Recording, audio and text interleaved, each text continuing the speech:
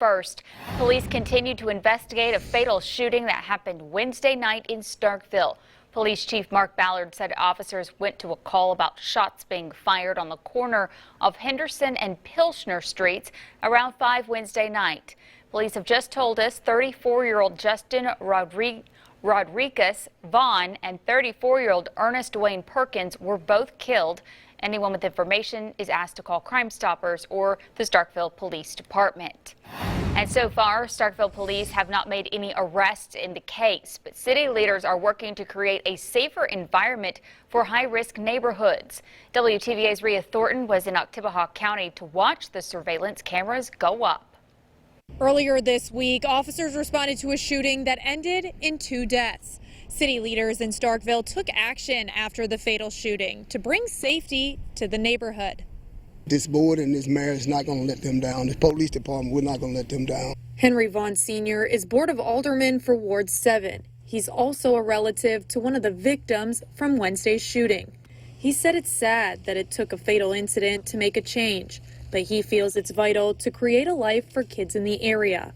I want them to grow up and be a child and be able to, say they lived a child life. The rate they going out there, we'll lose a whole generation. To make the streets safer, city leaders teamed with the Starkville Police Department to mount surveillance cameras in the area. Chief of Police Mark Ballard said the cameras have played a major role in solving crimes in areas across the city.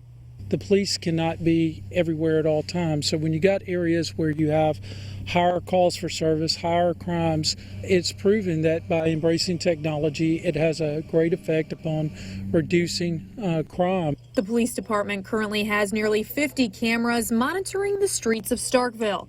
After the events this week, Starkville Mayor Lynn Spruill made sure to add a camera on Pilcher as quickly as possible.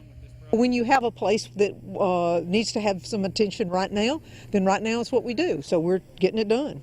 By 3:30 this afternoon, the camera was up and running. Vaughn said he hopes the technology will make a difference for the kids.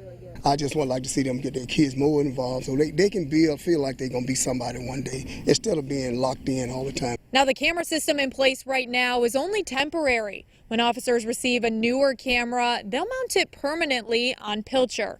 Reporting in Starkville, Rhea Thornton, WTVA 9 News.